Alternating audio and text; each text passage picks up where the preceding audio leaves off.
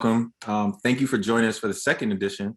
For those of you who weren't here the first time around, we went really deep into the algorithm, which is really kind of the fundamental baseline of all of social media. So if you weren't able to join the first one, to Nicole's point, we do have a replay of it online, as well as the materials are available as well. So feel free to reach out to Nicole or us directly if you have any questions regarding the materials. With that said, we are going to jump into hashtags today, which sounds like it's a very hot topic, very hotly debated. And so similarly to the last session, we are going to go deep. So there's no questions that are off the board. This is really intended to be a comprehensive breakdown of everything having to do with hashtags, even the history of hashtags, so that you'll be able to understand not only where they came from, why they started, how they're used. Hopefully we're going to address every single question that you have. And with that said, I'm going to hop into this presentation. As mentioned, I won't be able to see you all. So if you do have any questions as we're going, feel free to drop them in the chat box.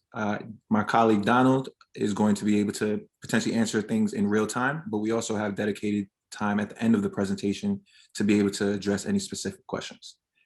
So with that said, and just to start it off, this is an overview of what the agenda will be. So again, you'll see we're going to start with literally what is a hashtag, and then take you all the way through by the end of this presentation into how to actually optimize the hashtags once you have your strategy. And we're going to provide you with not only the fundamentals of hashtagging, but also some very tactical approaches as to how you select the right hashtags for your respective businesses, for your respective industries, as well as just a few tips on some ways to optimize it to be able to make it more effective.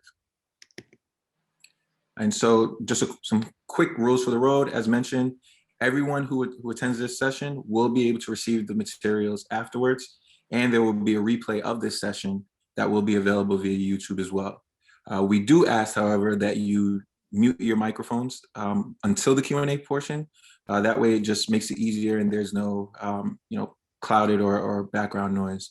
And as I mentioned, do submit any questions that you have in real time into the chat box. And afterwards, we would love to be able to get some feedback from you all on your thoughts on this presentation, the series overall, as well as any potential suggestions of ways that we can make it better. Because this is for you. At the end of the day, we want to make sure that you feel as empowered as possible. But you also feel that this is not only worth your time, we are here for an hour and a half. And so we want to make sure that it's the best use of your time and we're covering everything in a manner that's helpful to you.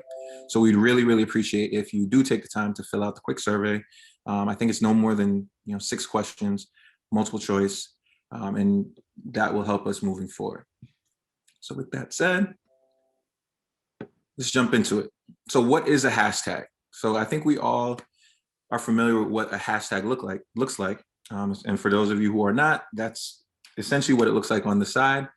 Growing up, we probably heard it called the pound sign before social media, but I guess it no longer can be called that ever since hashtags came around. But a hashtag is literally a keyword or a key phrase that just has a hashtag symbol in front of it. And so I know we've all seen across different social media platforms, hashtags used in different ways, whether it's just to amplify a word, whether it's to have a long sentence. There's so many different ways that we've seen people using hashtags. Some are the right ways, some not so much. But again, we want to be able to make sure that you understand the appropriate uses of hashtags, when they make sense, and why to use them. But one very important thing to understand as it relates to using hashtags is that they're meant to be used without spaces. So if you're doing, for example, hashtag Harlem webinar, you have to make sure that that is one word, and you can capitalize as you wish, but you can definitely not include any spaces and no symbols, no punctuations. It has to just be hashtag and the word. And once you're able to do that, then you'll be able to actually unlock the power of a hashtag and put it in a post or in a comment. So with that said, where did it all come from, right? So back in 2007, believe it or not, hashtags actually started as a suggestion from a Twitter user. And so back in 2007, again, that seems like dog years ago, Twitter was still relatively in its infancy. And so wanting to make sure that it was taking into account user feedback, Chris Messina, who will now forever live in infamy, was just a regular user on the platform. And as you can see with this tweet, hashtags were born. And so with that, as you would imagine, hashtags actually started on Twitter, but as more social platforms came out and evolved, we've seen that hashtags have become more and more a part of the mix as it relates to each platform. And so hashtags are still going to be core to Twitter, but you'd be surprised at the amount of hashtags and when to use them as it relates to each platform. And we're going to go into that in later slides. But just so you have the origin, if anyone ever fact checks you on this one, you'll have a random, random stat on not only the date that the hashtag was born, but also what it was about. And so I'm sure you're asking, why are they even used? So it has two main purposes. The first is just to categorize content. It's really just a form of organization. So for example, if you were watching something in real time, I know everyone's watching The Bachelor right now. If there's a Bachelor hashtag, it's a way to categorize all content as it relates to the Bachelor. So if it was hashtag Bachelor season 100 at this point, I'm assuming, what you would do is you'd be able to see on Twitter specifically, you'd be able to see what the trending topic is, or the trending hashtag rather. And that is going to be a way to just categorize and see everything that has been posted using that hashtag. And keep in mind, it's only going to be for content that features that hashtag. So if there's other conversations that are taking place, say on Twitter or on any other social platform that don't involve actually having the hashtag, it's not going to come up when you actually click that hashtag. But secondarily, the point of a hashtag is also to make content more discoverable. And that's where it's going to be an amazing tool for us as business owners to be able to make ourselves be as widely discoverable as possible. So for all of you who were here from the previous session, you'll remember that it all starts with the algorithm. At the end of the day, the algorithm is trying to discover the content that is the most in demand, the most applicable. We want to be able to make sure that in order to be able to have it reach the most people, that it's as relevant as possible. And so hashtags are also used as a way to make content more discoverable based on how many people are actually using that hashtag at one time. And then similar to what we talked about in the previous session, the algorithm is actually going to do the heavy lifting to be able to have some of the more widely used hashtags rise to the top and some of the lesser used ones float a little bit more, more to the bottom. And so how do they work? So as I mentioned, the purpose of them is to essentially give your audience an easy way to find content. The social platforms want to just make it as easy as possible to be able to have people get to what they want, get to what they care about, but also be able to be on the platform and be as impactful as possible, especially for businesses. And so groups, you can group content together, as you can see in this image here. This is what on Instagram specifically, it would look like if you were to just click the hashtag food trucks. So as you can see, 1.1 million people use this hashtag. And this is lifetime. This is ever since the hashtag was first used. But as you can see, there's so many different posts that are related to the hashtag food trucks. People can either throw it in when there is literally literally a food truck in the picture, or just something that is related to food or trucks. But what's interesting and something I do want to point out is, as you see on Instagram, not only does it have the hashtag food trucks at the top, as you see, there's related hashtags below. And that is going to be very key for us as business owners on ways to actually amplify the reach of our posts by identifying relative hashtags to the hashtags that we're looking for. And we're going to cover that a little bit more in depth later in the presentation. But I did just want to note that that is a key area for us that we want to be able to make sure that we understand a lot more of, because it is going to be able to help us moving forward. And so as with everything on social platforms, it's all about getting exposure. Everything is to get seen. You want to be able to make sure as many people as possible are able to see your posts.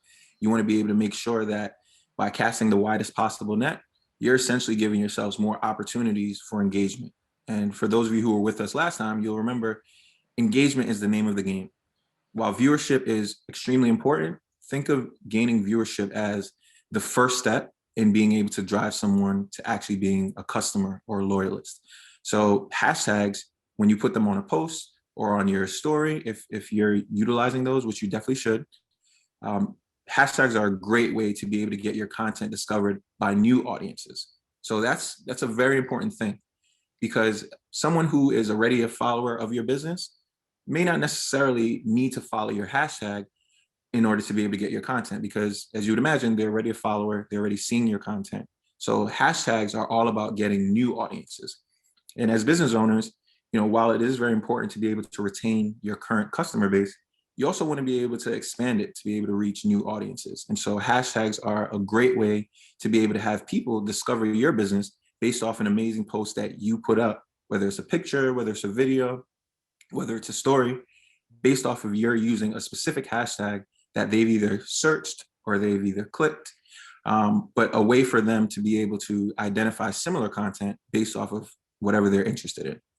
So a quick equation, just think of a hashtag as a way to get as many, as wide of a reach as possible, so you can reach as many people, knowing that by reaching as many people as possible, that gives you more opportunities for engagement, which gives you more opportunities to get more followers, which, as we all know, is a great opportunity to be able to get more customers, because that's the name of the game. You want to be able to drive the bottom line, get as many sales or as many signups as possible. And so with all that said, if hashtags are all about discovery of content, making sure that you have the right hashtags is just as important as using hashtags in general. So hopefully across these first few slides, you understand that hashtags are very critical in being able to get and maximize your exposure. But there's kind of a science to it. And that's what this presentation is going to be all about, being able to identify the right hashtags that can put you in front of your target audience, because these are going to be people who haven't either heard of you before, haven't engaged with you before, or may not even know what you do. And this is an opportunity for you to be able to present your brand on a digital platform to as many people as possible, knowing that this is your best opportunity to be able to bring them into the fold. But something that's very important, and this is a slide that I want everyone to just take a second and pay attention to, is that while hashtags can be used on essentially all social platforms now, it's not necessarily applicable in the same way for each platform. And so as I mentioned, hashtags all started on Twitter. It started back in 2007. And since then, we've had so many new platforms come out since then. We even have TikTok, which is crushing it right now.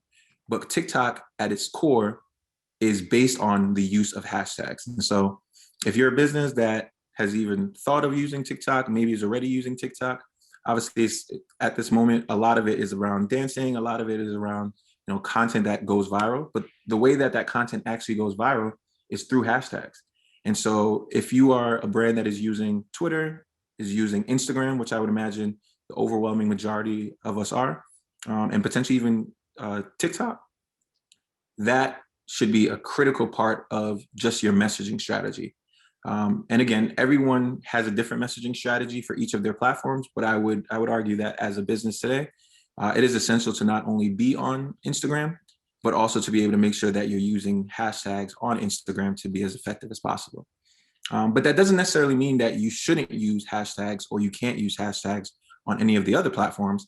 The only main difference, though, is that it's not going to be as effective.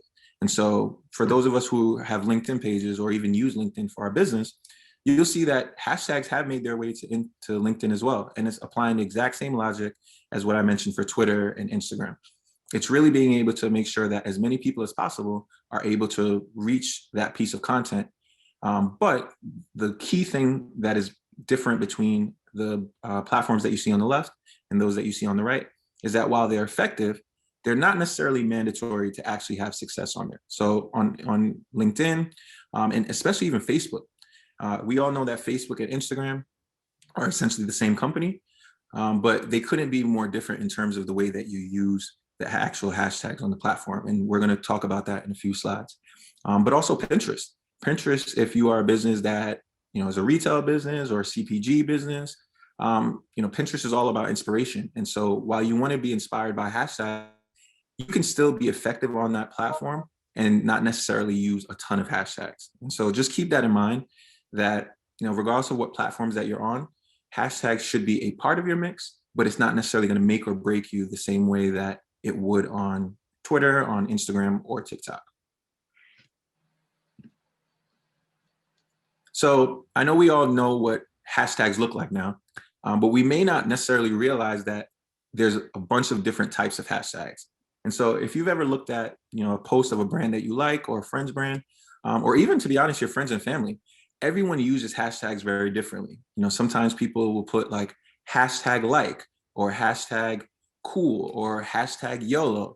We've seen so many different hashtags and acronyms used in hashtags, but what hashtags are not, they're not something to use. They're not supposed to be used the same way that an exclamation point would. Even though you want to be able to get as much emphasis on it, I would definitely encourage you to not use them the same way that you would use like a bold or exclamation point. And definitely, as I mentioned in the earlier slide, don't use any punctuation like exclamation points in your hashtags, because then it's just going to be rendered ineffective, and it's actually not going to be seen by anyone, because the platform itself is just going to dial it down and is actually going to remove the link from it. But to give you a foundational understanding of the different types of hashtags, I want to give you a quick deep dive and use an example of a local Harlem Park business, the Sugar Hill Creamery. So if the Sugar Hill Creamery, who obviously sells ice cream, is looking to use hashtags in their posts, they may have a campaign, whether it's for something seasonal, it's getting warm, they want people to be able to know to come to them to get ice cream. But they're also based in Harlem. And so they may either have a campaign of trying to be able to get people in Harlem to be able to come to their store, or there's some people who may be living in Harlem who are looking for different places to be able to get ice cream. And so they would use a campaign specific hashtag. So for example, you have Harlem ice cream.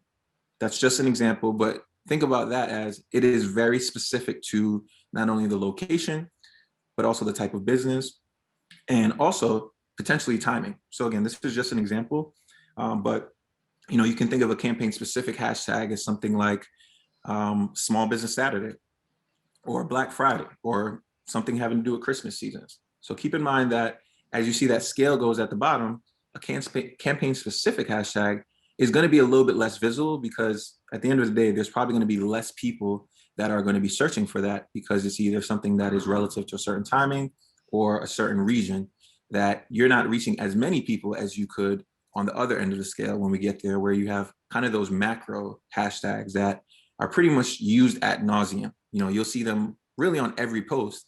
And that doesn't necessarily mean that it's effective, but you're definitely going to reach the most amount of people because it's just used so much. But then moving a little bit further on the scale, you have a branded hashtag. So think of a branded hashtag as something that is unique to your specific business. So for example, we would say hashtag Sugar Hill Creamery.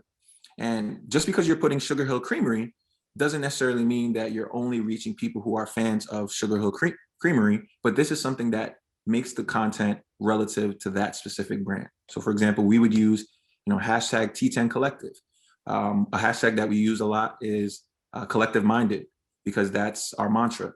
But these are hashtags that are going to be specific to your brand and are going to be for folks who are either familiar with your brand, people who are already fans of your brand, who again, maybe want to be able to see other content that you have done. And that's an easy way to be able to see that, because that content is going to be all featured within that hashtag when someone clicks on it. But in terms of the max visibility, it's going to be a little bit lower than, again, something that is as broad as, say, Harlem, which community hashtags actually represent the bulk of the hashtags that are used. So think about it as you're going left to right, you're increasing your audience size. And so with a community hashtag, you would imagine someone who is familiar with Sugar Hill Creamery, that's going to be a little bit more specific than someone who is using hashtag Harlem, because Harlem's a big place. Even though it's a large neighborhood in Manhattan, it's still a very big place. And there's so many different pieces of content that can be relative to Harlem that may not necessarily be relative to ice cream or Sugar Hill Creamery. So as you would imagine, people can be posting hashtag Harlem, if they're doing something that is related to it just regionally. It could be something having to do with the Harlem Renaissance. It really can have a lot to do with anything as it relates to Harlem. And so with that, there's going to be a lot more people who are going to see that hashtag but also it's going to be a lot less personal than something that would be for your specific business. So just keep that in mind, because community hashtags are going to be those that are going to get you the broadest reach. But also just keep in mind, you want to be able to have a mixture of those that are a little bit more niche, like your campaign specific and your branded hashtags, but then also definitely want to be able to capitalize on the community ones, which are where the bulk of people actually spend a lot of their time doing something that's called hashtag scrolling. Think of it as almost like a discovery engine. So if I were to click on hashtag Harlem, I'm going to see a bunch of pieces of content that are going to not only feature that hashtag, but are going to be relative to Harlem. And then from there, I may discover a post and I may click on that post, and that post is just going to take me deeper and deeper. And so that's the kind of way that you have to think that your audience is interacting with your content, but also you want to be able to make sure that your content is able to reach those folks who are actually looking for the piece of content, or potentially maybe introduced to your brand just by it being featured alongside pieces of content that feature that hashtag. And then with that said, macro community is really taking it to a whole nother level. So as you would imagine, even Harlem is very specific, even though it's a broadly used hashtag, but then you have the macro community hashtag. So those are things that are just, it could have anything to do with anything. So ice cream, if someone were to use hashtag ice cream, it could be about anything. But if someone were to put Harlem ice cream, obviously it's going to be a lot more specific. So just keep in mind that when you use macro community hashtags, those are going to get you the broadest reach, but those are going to be the least personal. And so as we go on in this presentation, an exercise that I want you guys to keep drumming into your head is, as you see hashtags used, thinking about what kind of hashtag they are. And I would actually invite you to, even during this presentation, if there's a hashtag that either you've used or something that you're interested in, I would encourage you to actually go on Instagram or go on Twitter and actually click on that hashtag and see how many people just that day have used that hashtag. Because you'd be surprised that it's a never-ending list, depending on if it's a community or macro community hashtag. But as you would imagine, something that's more campaign specific or something that's branded, though there may be, say around 100 posts, that would be over the lifetime of that hashtag being used. And so it's not necessarily as real time as you want to be able to make sure that your content is on social media. All right, so I'm going to take a quick deep dive into each of the types of hashtags. So again, campaign specific are usually going to be for a shorter period of time, and generally they're going to run for a few days, a season, or a year. As you'll see, these are a few examples. Some of them I mentioned, but it's usually going to be tied to a specific campaign or a specific special event or some kind of specific partnership. So for example, we're all familiar with Harlem Restaurant Week that just passed a few weeks ago. And so that was for a very specific time. So if someone wanted to be able to see posts that had something to do with this most recent Harlem Restaurant Week or even previous year Harlem Restaurant Weeks, they'd be able to see all of that content simply by clicking on hashtag Harlem Restaurant Week. And similarly, Black Friday, Small Business Saturdays, these are big events that happen on an annual basis, but they're really only relative to that key time period. And so if you are a brand that has a very specific time period that matters to you, whether it's a product launch season, whether it's something that's more seasonal, or something that's around the holidays, I would definitely encourage you to use a campaign hashtag in your hashtag mix to be able to make sure that you're going to be able to be alongside any similar content as it relates to that time period. But also it's a great repository for content moving forward if someone wants to be able to see what you and your brand have done in the past. Next is the branded hashtag. So as I mentioned, these are going to connect themes for you and your audience. So think about this as being a lot more personal, and similar to a campaign specific one, it is going to be able to promote something that is a campaign that you're doing, or something that is going to be relative to your specific brand. And some great ways that brands have been using branded hashtags is by doing contests, by inviting their followers to use a branded hashtag to collect user-generated content. So think about this as, saying, upload your favorite video of you with your favorite ice cream cone if you are Sugar Hill Creamery. And so people are going to be using that hashtag. It could be Sugar Hill Creamery. It could be Harlem Ice Cream. Whatever's the hashtag that you tell them to use, that's what they'll use. And then that's going to be a great way for you to be able to collect as much user generated content as possible. But also keep in mind, going back to the last conversation we had, you're creating an engagement cycle with your followers at this point. And so the platform is going to prioritize your content because you are creating more engagement opportunities, which is going to help you rise in the actual flow of the actual algorithm. And so a great way is to invite your customers or potential customers to use your branded hashtag. But it's also a great idea for you to follow your branded hashtag just to keep track of any new content that's being shared. Because again, a lot of this is happening in real time, but it's also a great way for you to be able to see how people are interested in your brand or are engaging with your brand. And then finally, community hashtags, as we mentioned, this is going to collect. There was a question that actually is related. Someone is asking, should you use upper and lowercase letters to differentiate each word? And I see you're doing that. Is that something they should do or not? Can you just touch on that?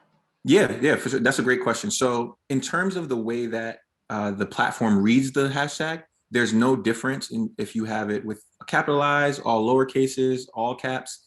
It's not going to read it any differently. And so it's not going to rise or drop lower. But I think from a visual standpoint, it makes it a lot easier to differentiate between the two words. So if I were to do hashtag Taco Tuesday with all lowercase, you may be able to easily identify what it is, but it's just a little bit easier if you capitalize each word to have breaks in each word since you can't put any spaces. So again, just keep in mind, there's no wrong way to do a hashtag as it relates to using caps. But just keep in mind the visibility of the hashtag, especially if you're using a lot of hashtags, which is going to make it harder for people to differentiate between each. Awesome. Are there any other questions? Yeah, one other quick question, maybe to throw it in here while we're kind of in this place. In the example of Sugar Hill, would you use all 4 of these in a single post? So it's a great question. Oh, was there a second part of that? And is there a general guidance on the length of a hashtag? So that's a great question because I'll actually jump ahead because we have an example for you. And so I'm going to keep using Sugar Hill Ice Cream as our example. So this was a recent post by Sugar Hill Ice Cream. And as you can see, the way that they posted their hashtags were actually in the comments. And so that's something that we're going to touch on a little bit later in the presentation. But I'll give you a quick spoiler. There really is not that much of a difference with posting it as a comment, so that top pinned comment, or putting it in your caption. I would imagine part of the reason why the Sugar Hill Ice Cream, or excuse me, Sugar Hill Creamery decided to put it as a comment is just because, as you can see, they have a lot of text in their caption. And so it would make it really, really crowded if they were to just add all those hashtags.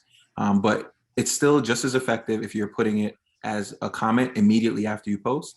But I would definitely encourage you that if you are going to put it as your top pinned comment and not in your actual post, you do so almost immediately after you post, because you still want to be able to maximize your reach as soon as possible, knowing that some of these hashtags, have thousands of posts that are being posted every second or every minute. And so you want to be able to make sure that your post is able to trump all of those. But to that question, as you can see, some of the hashtags that they use were a mix. So you see here, they did use hashtag Harlem. They also used hashtag Sugar Hill. They used hashtag Hamilton Heights. But those are going to be a lot more local. They also did use a mix of some of the broader ones. So Ice Cream and Books is an example of a hashtag that's used more broadly of people who are posting literal ice cream with books. And there's a whole subsection of posts related to that if you actually take a look on Instagram. But keeping with that example, this is actually what it ends up looking like. So for example, as I mentioned, the campaign specific one is going to have a lot lower of a reach. So as we can see, hashtag Sugar Hill Ice Cream, because it's so locally based, while there's going to be a lot of great pieces of content, I would imagine it's really only going to be catered to people who are probably local or who likely already know about Sugar Hill Ice Cream. And so as you can see, there's only been around 100 plus posts that have used that hashtag. And so that doesn't necessarily mean that it's something that you shouldn't use, but knowing that you're not going to reach as many people as you would ideally want to use if you solely use Sugar Hill Ice Cream. So then moving forward, you have Ice Cream Social. Ice Cream Social is a lot broader of a hashtag. That I would say is a community hashtag, because look at how many people have actually used that. 80,000 posts have been featured there. And as you can see, it will show you the top posts that feature it. So think of the top posts as the ones that have had the most views, the ones that have had the most engagement. These are essentially the ones that are trending at that time. But then as you see on that second tab, there's the recent. So recency is literally what it sounds like. The recency of that hashtag is going to show you in order of when the hashtag was used and on what post actually used that hashtag. And so that's a great way to just see if you're running a campaign, how recently has that hashtag been used? But also if you're curious to see some of the other broader uses of a certain hashtag, the level of engagement that they're using, I would definitely encourage you to check out the top trending ones as well. And so moving forward, as I mentioned, Harlem is a very broad hashtag. And so as you can see, there have been 3.9 million posts for that hashtag. And that's, again, lifetime. And as you can see, even just by this image, hashtag Harlem is related to so many different things. It looks like there's Harlem basketball teams, Big L, a Harlem rapper, old school photos. And there's also food pics. So again, if you are a brand and this is your food picture, your brand is not going to be able to really rise to the top necessarily, because there's so much other content that's being posted with that hashtag. So while you definitely want to make sure that you're adjacent to it, I wouldn't lean solely on hashtag Harlem to be able to get that exposure. I would use a mix similar to the way that Sugar Hill Ice Cream did. So I hope that answered the question, but were there any other questions while I was speaking? Yeah, just I guess one other that's in line with that. Could you clarify whether campaign-specific hashtags are only for people who already know your brand as well? Yeah, I would say, I would definitely say it's more than likely going to be for people who know your brand already. Or if it's a campaign-specific hashtag that's related to a certain time period. So again, if it is Harlem Restaurant Week, people know of Harlem Restaurant Week, and it is used a little bit more widely, at least in the Harlem community. So you are still going to be adjacent to other pieces of content if you use that hashtag, but the likelihood of it being someone who has already been familiar with your brand, or someone who is local, is going to be a lot higher when you use a campaign specific one versus any of the broader ones. One question, the number of posts at the top, are those the total hits ever? Yep. So the ones that you see, and so the ones that are at the top, at the tip top. So as you can see, for those of you who have been using Instagram really closely over the last, I would probably say a little over a year, you know that Instagram Reels is a big thing for them. That's basically their competitive product to TikTok, where you're starting to see a mix of Reels as well as posts anytime you look at your Explore page. And so as you can see, there's always going to be a lot of Reels that are going to be using those hashtags, and they're going to rise to the top. So this one is probably one of the most engaged with posts that use that hashtag. But also there's a number of actual posts that are going to feature that hashtag as well. I have a question. Hi, Yep. my name is Laquana. Hi, Laquana. Hi. The question I have is that they say sometimes like the Black business owners or Black people work is being suppressed, either with this Twitter or it's with Instagram, like they're not getting the right traction. What I want to say as a Black business owner, how do we get our stuff to go viral, or how do we get our stuff to get most popular? I know you explained about the Reels. I have been doing Reels now, and sometimes it's a hit or miss with it. Sometimes I'll get more traction, like 4,000 views on a Reel, but then when I post it on TikTok, I don't get that many views on it or likes. So I know that was a lot in one. No, that makes total sense. Yeah. So my question back to you would be, are you using hashtags when you post your Reel? All the time. That's all I use is the hashtags, because that's all I know how to do.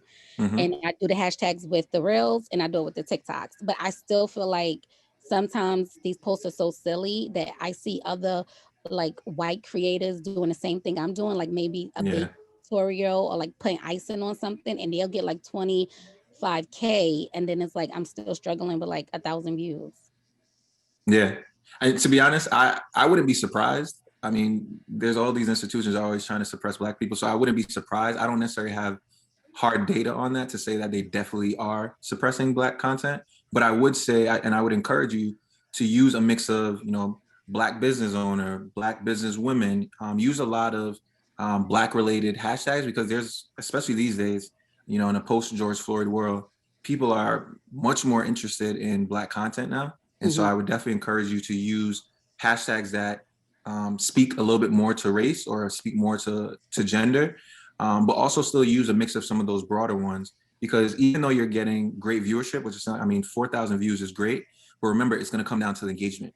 And so you want to be able to encourage people to say something like, drop a comment or drop a like, or encourage them to do some kind of engagement mechanism, because that's actually going to help you rise a lot higher than just getting a view. Yeah, and that's a perfect point, Matthew.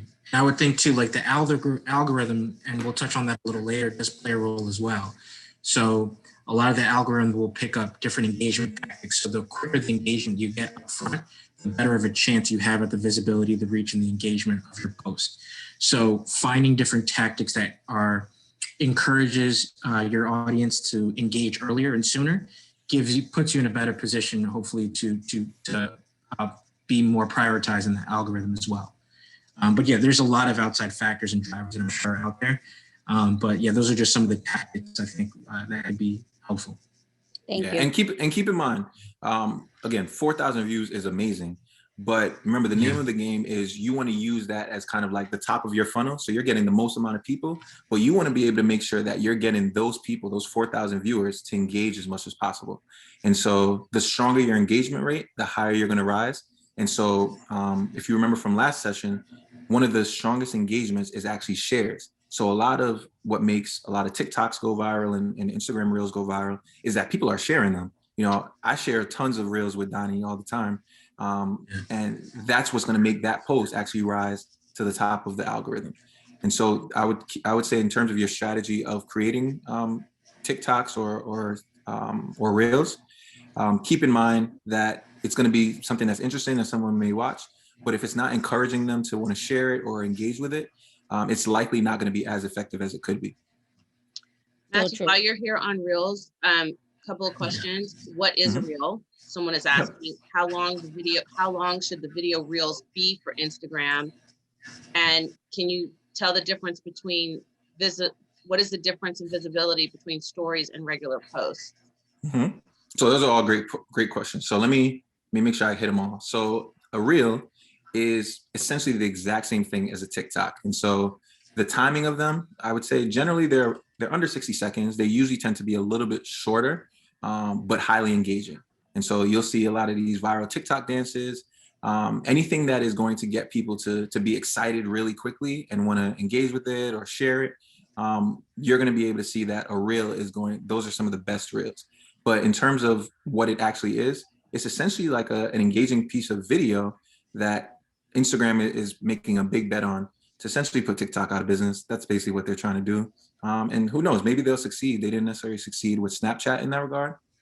But Reels is a great complement to what you're doing from a post standpoint, because at the end of the day, a post is going to be something that is going to have a little bit longer of a shelf life, because it's going to live on your grid.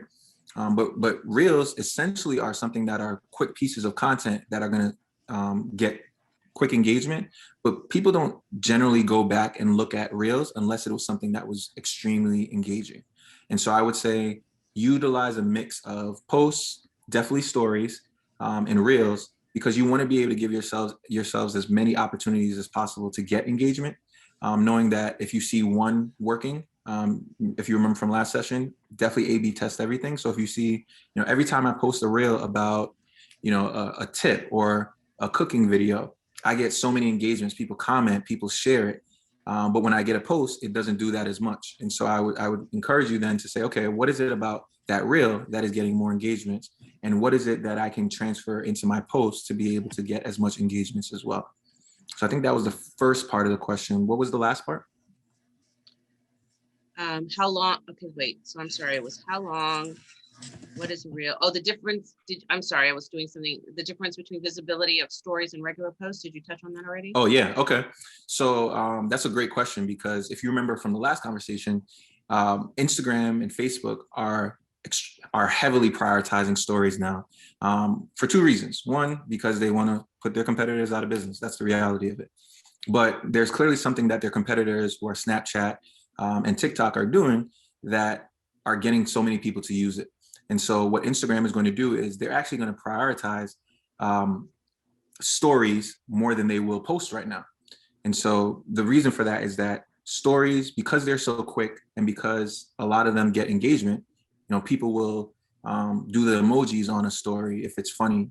Those are highly valuable engagement metrics that are going to actually help you rise to the top of the algorithm.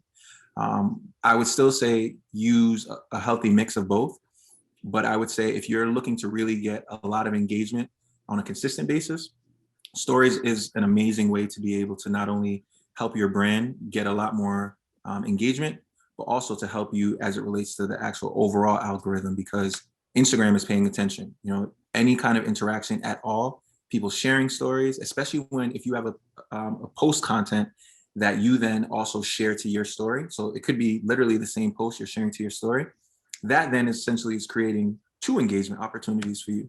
So you're basically doubling your money and creating more opportunities for engagement, which, as we know, is kind of that currency that we're looking for to actually be able to be successful. So hopefully that answered that question. Any other questions, or can I move forward? Yeah, go ahead. Okay. All right. So, and we kind of talked about this just now, just in terms of the use of hashtags. So this is just an example of just a major brand and how they're using hashtags. As you can see, they're using a ton of hashtags here. But if you actually look closer, now that we understand the difference between each hashtag, there's a mix in here that you can see where they're using some of the big ones. So like hashtag family, hashtag baby. These are so broadly used hashtags, but it's still relevant to that company. If we were to just put hashtag baby, someone's going to be a little bit confused because it doesn't necessarily have anything to do with our business. But for this parenting company, it makes a lot of sense. But if you notice, they use a lot of those broad hashtags, but then they also use campaign specific ones and branded ones. So they have hashtag little spoon as well. They have hashtag mini foodie, baby food. So as you can see, if I were to count, this is probably close to maybe 20 hashtags. And I think it might even be the next slide, we're going to talk about the right amount of hashtags to use on each platform.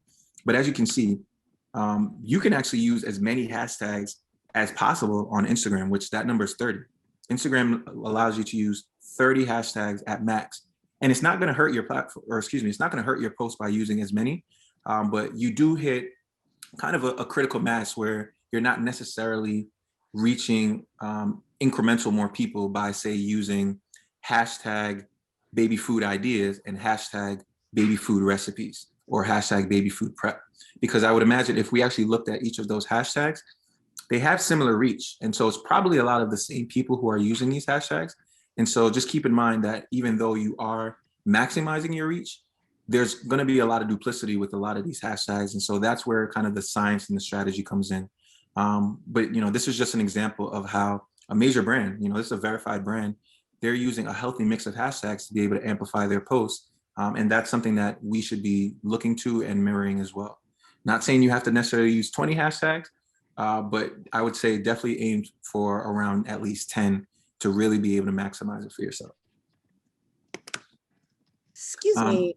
Yes. I have a question. This is Terry. Yeah. The stories, the post, and the reel, the difference between that. I pretty much have stayed away from stories because I didn't know what I was doing. So I've just been doing post, which obviously is not helping me. And the reels, how do you do that, or where is that, so that you can make like a 60-second thing? And then I didn't do like a whole bunch of hashtags because usually I'm making it go from Instagram to Facebook. And I don't know if it was bad to have like a whole bunch of stuff before it gets to the post. So those are some of the confusions that I've been having. And I also don't really know like how many people I'm reaching, because I usually have started with doing my hashtag, after whatever I post, like, hashtag HarlemNetworkNews.com. And then I see I have 500 plus, but I don't really know how many people I'm reaching. Yeah, no, that makes sense. So I would say, I'm gonna start from the last one. So if you're using hashtag Harlem News, or Harlem sorry, Network News. Harlem Network News, sorry about that. Yeah. What I would say is look at how many of the posts that are using that are actually your own. So look at how many people are actually using. So you actually click on that hashtag. So when it comes up, click on it. Okay. And you could even go back now. You can go back to a post that you've used that actually has that hashtag, and you can click on it. And that will show you kind of the lifetime, that view that was on this page, it should come up like this. Okay. And so the recent ones are going to be the ones that are just going to be in terms of like recently. But the top ones are going to show you the ones that had the highest engagement and the highest viewership. And so I would encourage you again to, since that's a hashtag that's going to be very specific to your brand, a lot of the posts are probably going to come from you, unless you're encouraging people to actually use that hashtag. So you're not really reaching that many new people. But that doesn't mean that you should stop using it. It means that you I don't know why. I just thought, like I said, because I don't really know what I'm doing. So I was like, okay, put yours first, and then you put like other ones. That's what I did. Yeah. And you know what? And that's actually a great point that you brought up. There actually is no difference in putting a hashtag as the first hashtag that you're using versus the last one. They all come up exactly the same when they're posted. So, you know, if you put your hashtag first and then you put hashtag Harlem, it's not going to trump yours over hashtag Harlem because it's going to read them all as the same. But what it is going to do is it's going to look for the one that has the broadest reach, and it's going to prioritize it there. So as you would imagine, hashtag Harlem is going to rise a lot higher. And then the one that's more specific to your brand is going to reach a little bit less people. But having the two of them, you're basically doubling your money. Okay. Does that make sense? You. And and what does it mean that when I click on mine that it says 500 plus, or some people says 1,000 plus, or obviously some people like have 1 million? Yeah, that means that's how many times that hashtag's been used in the lifetime of that hashtag. So I'm not sure how long you've been using that hashtag or how many posts you've done, but if you see 500 plus, that means that either you've been using that hashtag a lot or other people have been using that hashtag a lot.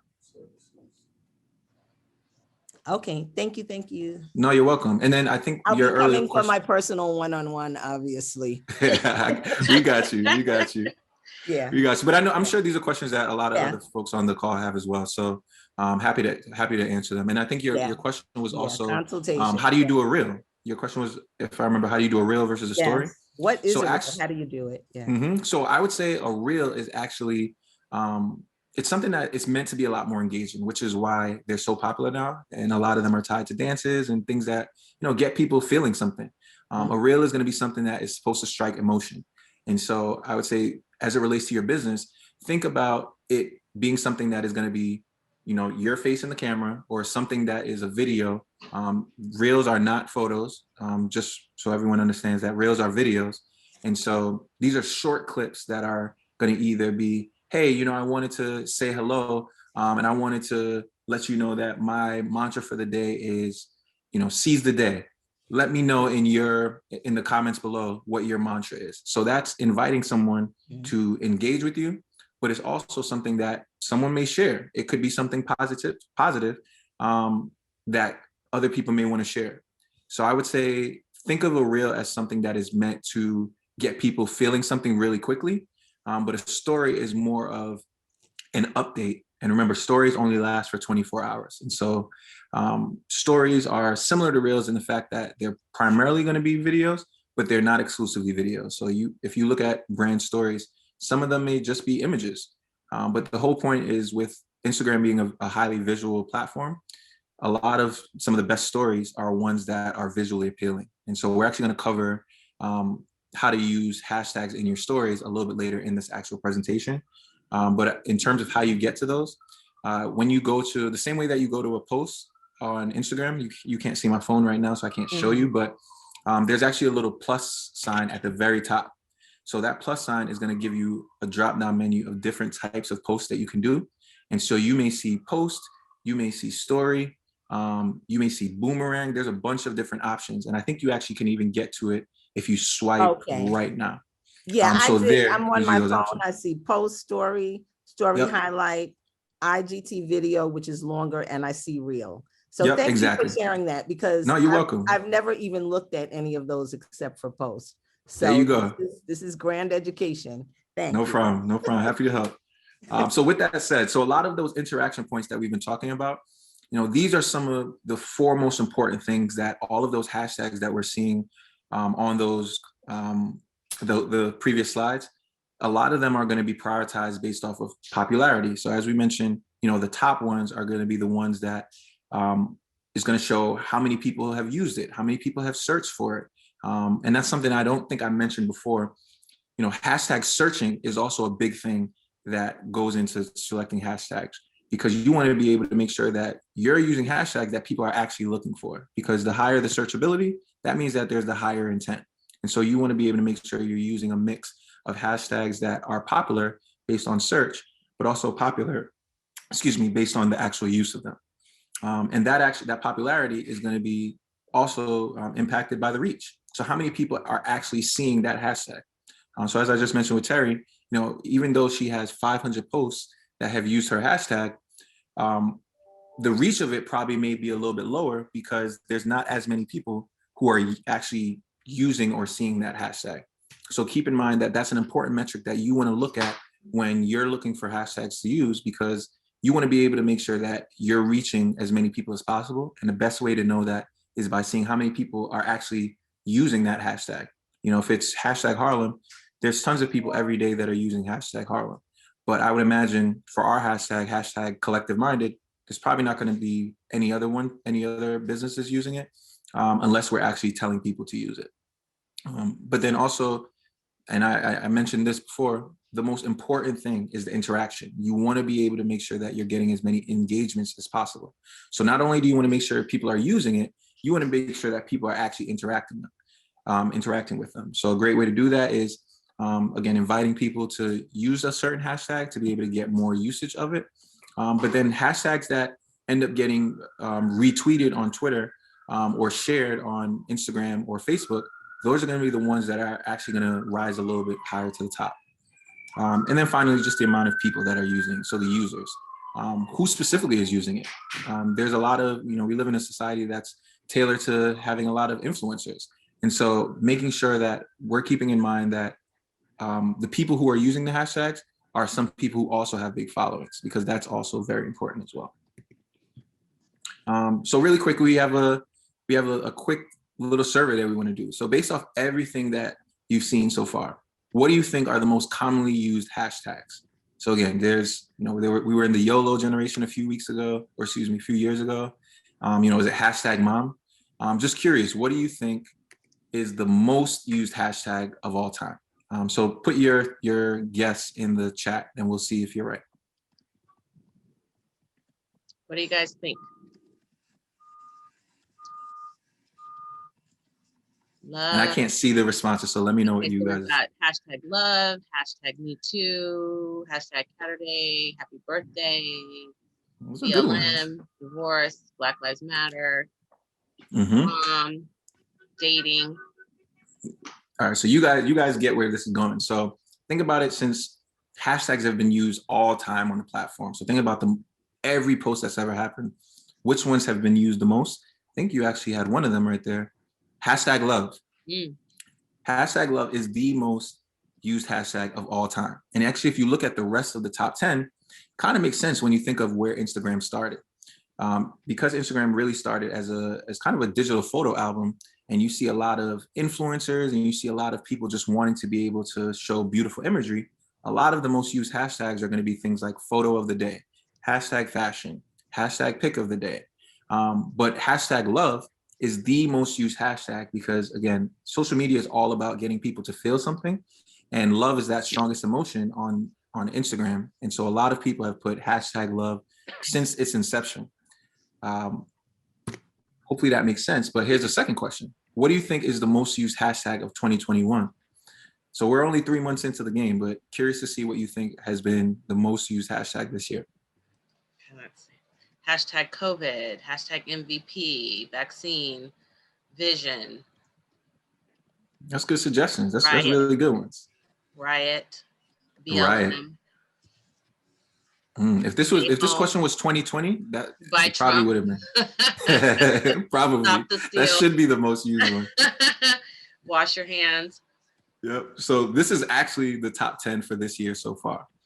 So if you could actually figure out why the number one is the number one, your guess is as good as mine. But I would imagine it's either people talking about wanting to be on a beach or people actually breaking quarantine and going to a beach. But a lot of these hashtags, as you can see, are outside of, the blogger and the L for L, which actually means like for like. Those are very spammy hashtags that people basically are saying with L for L is if you like my post, I'll like yours. And so there are people who use those hashtags. A lot of them end up being, influencers or bloggers. But outside of that, hashtag beach or hashtag nature, a lot more people have been outdoors because we've been cooped up for so long. So as you'd imagine, in 2021, you're seeing a lot more people use hashtag nature or hashtag beach. And then hashtag hot, I don't really understand that one, or hashtag blue, but these are the most heavily used hashtags. So again, I would suggest you stay away from these hashtags unless you absolutely need to, because if these are the top 10 hashtags used in the world, the likelihood of you being able to really rise to the top is going to be very slim because you're basically competing with millions of people. So that's kind of the point of this exercise. Just keep in mind, you want to be able to make sure that you're using hashtags that you can stay away from some of the super macro ones, but just understanding what those are to be able to understand how people are using them. And so really quickly, I know we're running on time. So I know a lot of questions that you may be having. So what's the right amount of hashtags? So as I mentioned, it's going to vary by platform. So on Twitter, you really only want to use 1 to 2 hashtags max, because by doing so, if you put too many hashtags, the platform and the algorithm rather is going to think of it as spam. It's going to think that if you only have so many characters to use and you use a lot of them on hashtags, it's actually going to work against you. So I would say 1 to 2 max. One being if it's something that's relative to something that's campaign specific. So for example, a lot of people use hashtag The Bachelor, hashtag Bachelor, whatever season it is, because that's where a lot of the conversations are. And you want to make sure that your tweet is seen there. But outside of that, outside of it really being about having that content be included on Twitter, you really don't necessarily want to use as many hashtags as you would on Instagram. And similarly, the best approach for Facebook is actually to only use 1 to 2 hashtags as well, because Facebook similarly doesn't want you to essentially spam Facebook feeds. It really doesn't have as much bearing on Facebook as it does Instagram, because some of the most relevant posts that have maybe 1 to 2 hashtags are going to be the ones that are going to do the best. Because the minute that you go above 2, you're actually hurting yourself, similar to Twitter. But as I mentioned on Instagram, it's actually the opposite. So you can share up to 30 hashtags on Instagram, but I would say the sweet spot is probably anywhere in that 10 to 15 range. Again, the difference between 10 and 15 is not going to hurt you. But if you want to figure out like what's the right amount of hashtags that I should be using to be as impactful as possible, I would say aim for around 10. So that should be a mix of a few, whether campaign specific ones, a few branded ones, as well as some of the more broader community ones. And I'll kind of skim over this, but this just kind of visualizes what I mentioned on the last slide of how using too many hashtags can actually hurt you. So just by using 1 to 2 hashtags, you can receive twice the amount of engagement. But the minute that you go above that, you're actually going to see a 17% roughly drop in engagement. And this image is actually from Twitter, the platform itself. So just keep in mind, they understand that the more hashtags that you're using, it actually is going to hurt your post. But if you're using 1 to 2, you're probably going to see a little bit more higher engagement as well, which again is the name of the game. And this is also something that I definitely want to make sure everyone understands. We have business pages, and I would encourage you to make sure that your business page is public, because that's the only way that you're really actually going to be effective. The only way you're actually going to end up on any of those lists for your hashtag is if your page is public. Because if you're private, like this Jennifer Lopez Forever page, which I'm surprised that it has that many people. Actually, no, I'm not surprised now that I think about it. Because it's private, those hashtags aren't actually going to end up on the list, because essentially it's restricting who can even view that content. And so the algorithm is just going to completely diminish it, or only show it to the people who are within your network or are fans and are using that hashtag. So just a quick way to know how to change that. If your page is private, just go into your settings, and if your account is private, you just want to make sure that you change it, because By adding that hashtag to a visible post is going to make sure that it actually appears on that corresponding hashtag page, which is what we're aiming for here. Quick question. Yep. I was thinking this myself. Someone asked, should we share? So we shouldn't share our Instagram post to Facebook since there's all the hashtags. And I know there's a way to link from Facebook too. And so for those of us that, trying to save time, we do that. Yep. But now through this, it looks like that's actually not the most effective strategy. Exactly. Okay. So you can actually, you can still share it, but what I would do is I would then, right after you share it, go to edit that. Yeah, exactly. Edit it and then remove, if not all the hashtags, maybe minus one or two, the most effective ones. Because to your point, it's all about efficiency. You want to make sure that you can post on both platforms at once. But then, as I mentioned, it may actually end up hurting you if you have too many hashtags on your post on Facebook. Got it. So again, these are just a few quick things. I touched on them. And obviously you'll have the presentation to be able to go back. But these are kind of those 4 things that you want to be able to make sure that you're keeping in mind when you're actually using the hashtags. Okay. And so with that, I will stop talking and I will let my colleague Donnie come in and take you through the actual strategies of selecting the right hashtags and being able to maximize your use of your hashtags. Okay. Quick question. This is Terry from Harlem Network News again. Hey, but so I like what Nicole said about because I've been choosing Facebook thinking I'm getting there, but now I understand that I can take those hashtags off of Facebook. Twitter, I really haven't been choosing that too, because I wasn't sure what I was doing and I didn't want it to come out crazy. You know what I'm saying? So in choosing like Facebook and Twitter, and I think it even has it that you could choose like something else too. So yeah, so I would say with Twitter, Twitter is more of kind of for like announcements. It's essentially the voice box of your brand. So unless you're a brand that has a need to post every day on Twitter or regularly on Twitter, remember Twitter is more about the text and it's less about the imagery or less about the video, even though videos are becoming really popular on Twitter. I would say as it relates to your brand, probably not going to be using it as effectively because it's more of, if you don't have something that's extremely important to say, it's probably better that you're not saying it because you want to be able to make sure that you're speaking to your audience and your potential customers on the platform that they're going to be spending the most time and have the most interaction points with you. And on Twitter, all they're going to be able to see is everything you've ever tweeted. Whereas on Instagram and Facebook, they'll be able to see images, they'll be able to see videos. And I think there's a much more robust engagement opportunity than you would on Twitter, where it's just more about conversation. Okay, so with Twitter, if we're going to do Twitter, just go there and do it by itself. Don't hook it into 100%. Okay, thank you so much. Okay, no problem. All right. Okay, let's try. We want to try to get through and then open up for questions. So go ahead. Yep. Go ahead. Yeah, let's push through. And thank you, Matthew, for turning it over. So as Matthew mentioned, you've tried to spend most of this first half really talking through specifics around the background, different tactics and some examples. Now we want to make sure we're providing you with actual specific steps and actions that you can do to formulate a strategy and then execute and optimize. So that's kind of what we're going to be covering in these next slides. So with that said, we can transition to the next one. Okay, so step 1. So now as you're trying to build your strategy, and I know there's a lot of questions in the chat box, and hopefully we can touch on some of this in more detail now.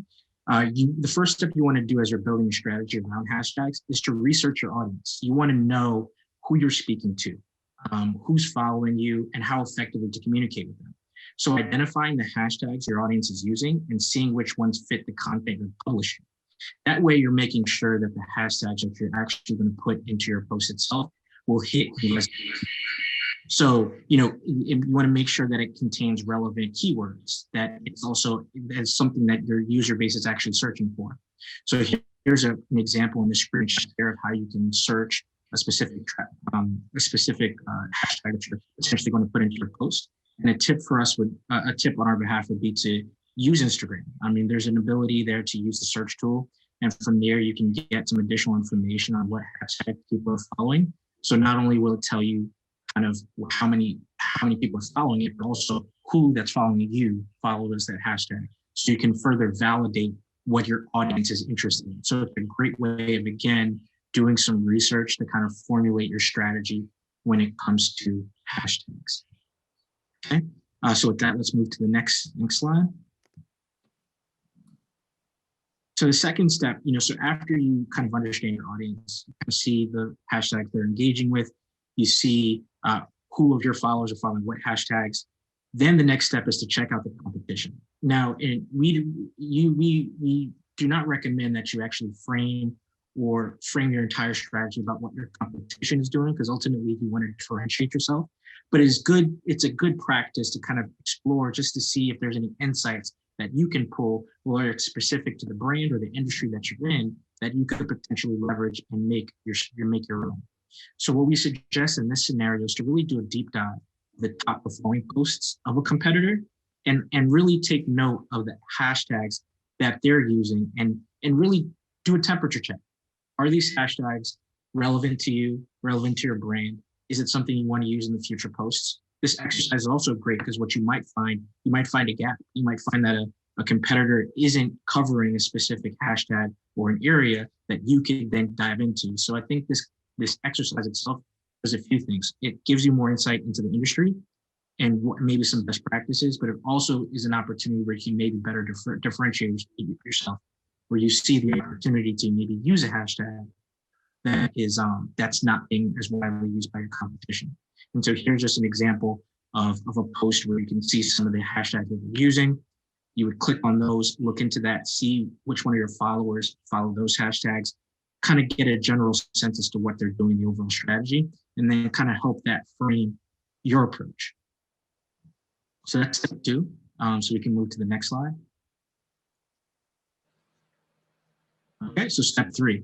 So, we talked about this a little earlier, but a great methodology for also framing your strategy is looking at related tags. So finding relevant hashtags that might be a bit more niche is rather than a big case word will actually help you from a discovery and reach perspective. So what that means really is, we've suggested throughout this conversation a good mix, right? The broad reaching hashtags, but also specific niche ones so that you're the right mix so that you're optimizing your ability for engagement. So by using related tags is a great way to find a hashtag that's related to something that you search, and it gives you more hashtags that can be applied. So here is an example of how you might search. In this example, visit London, and then from there you see all the related hashtags. Once you search that, you see all the related hashtags under that you can delve into further. So this will give you even more insight into other hashtags that can be applied. So as a tip to kind of really do this step is to simplify the type of the hashtag into the app search, typing that hashtag into the search bar. And then there you can select from the dropdown all the different hashtags that are there. And then you can see which ones are closely related. So again, giving you an ability to really formulate your strategy. So these are the steps as you're thinking about using hashtags, as you're getting started.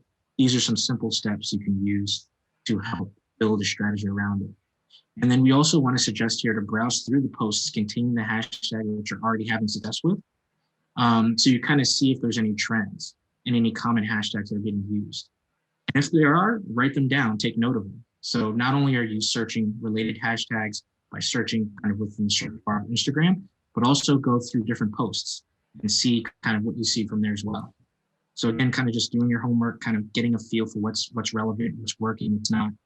These are all steps you can take. So with that, let's go to the next slide. Okay, so final step here is you've looked into what your competition is doing, you've checked into your audience, you've looked at related hashtags. I think the next step is to really check out what the industry leaders are doing. So whether it be bloggers, influencers, follow Instagram influencers that have the same or similar target audience as you, and really take down kind of what they're doing and what's working for them. So identify who these people are in your specific niche, and then draw inspiration from their posts is the major takeaway here. So here's an example of, for example, a food blogger. And this food blogger uses a few different hashtags here, ranging from something more broad to something more niche. And you can kind of get a sense as to what works for them. And it's really taking down their best practices and then seeing how you can maybe test and apply those to your own strategy as a way to build more reach with your hashtags. So that's kind of really the framing of building your strategy. So let's move on to the next slide. So now you have a strategy. So what do you do with that? You know, you've done your homework, you've done your research, you've looked at your audience, your competition, the industry leaders, and related hashtags. So what do I do now? So here's a few things we want you to consider while creating your hashtag. So we'll go to the next slide. So we touched on this a little earlier, but I think a big point here is to avoid banned or spammy hashtags. So what you should really build into your practice is before you actually post, really check your hashtag to ensure that it's being banned. And here we've provided an example of what it might look like on your smartphone if you're searching for it. So to give you a little background, Instagram will ban hashtags that they find that there's a lot of associated content that's inappropriate or deemed inappropriate. So what you want to make sure that you're doing is before you're actually leveraging a hashtag, quickly check it by searching it. And if you see a message that pops up like this, you'll quickly identify that it's being banned. Now, what this will do is this is something you should add to your repertoire, of course, but it won't drop you an engagement. It will cause you to drop an engagement and also drop in the algorithm. So you can actually use it, but by using something that is deemed to be inappropriate as a hashtag, it will have effects on driving your engagement. So again, you want to really build this into your practice so that you're checking for it, because it will hinder the reach and engagement that you're going for. So making sure that you check before you post is definitely something we recommend. I think next is there's been a lot of questions about this, so I'm glad we're actually getting to it now. Really the question of when you should hide your hashtags and how to do it. So as a base practice, we would suggest that, if you have a well-scripted caption for your post that has a specific call to action that's very clean and concise and that you want to draw the attention to, you might want to consider taking the hashtags and placing them separately. And there's a few different ways you can kind of hide them. One is to post it within a comment. So, first, what you can do is you can actually write the actual caption out and include the hashtags that you're potentially trying to use. And then once you actually make the post, you can quickly hit that search bubble and then write and copy down the hashtags that you're going to use, paste them so that you put them in that first comment. That way, you're still getting all the activity and benefits of using a hashtag, but it's not disrupting the clean caption that you placed in there. So here we've given you a few steps to actually do that along with the graphic. Now, one thing to keep in mind, the algorithm plays a big role here. The algorithm, in terms of how your post gains the most reach and engagement and how you might see your post differentiating from others, is how quickly people are engaging. So naturally, even though it might be a difference of a few seconds to a minute, the delay in your post of your hashtags will play a role, even very small, a role in the quick engagement to that hashtag. So that's something to keep in mind. So when you actually take the time to post your hashtags separately, it does create a small delay from the early engagement you might get from a hashtag. And the early engagement, along with other factors, play a big driver in the algorithm that helps your post reach the most people. So, it's a kind of a risk and reward. If you have a specific caption you're trying to sculpt, want to be heavily focused, you can separate it, and posting in a comment is a great way to do that. But there is some residual effect that might happen in terms of the quicker engagement and how it might play with the algorithm. So that's one example. We can move to the next one. So if another way to do it, if you don't want to hide it in an actual comment and get it within the caption itself, that way there's no potential delay in engagement of your hashtag. You can actually put it within the caption itself. And you can also do that by creating the high visibility of your caption by simply just a few quick steps. So at the bottom of your caption, you want to make sure that you're typing tap or return enter, so you're creating a certain amount of spaces. And then with each of those punctuations, you can either put a period, a bullet, or a dash. So you see in this example here, I'm not sure if my mouse is showing, but you can see they created 3 spaces here, and then they add their hashtags after. What Instagram does is it actually hides the captions after 3 lines.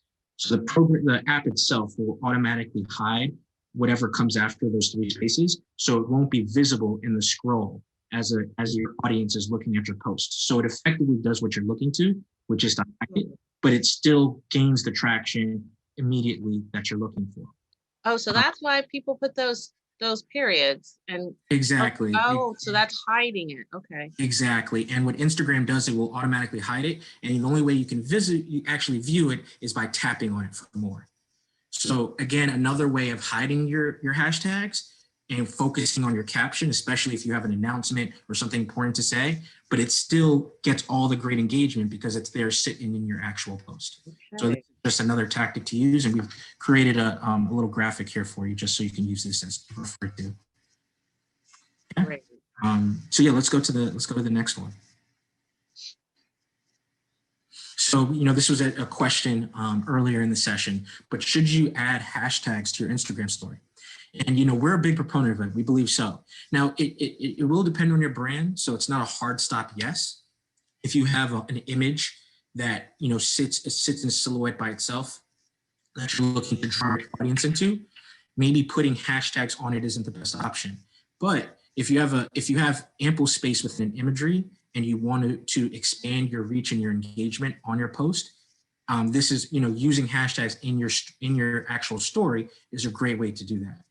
And so it gives you more chances at your content being discovered, being viewed.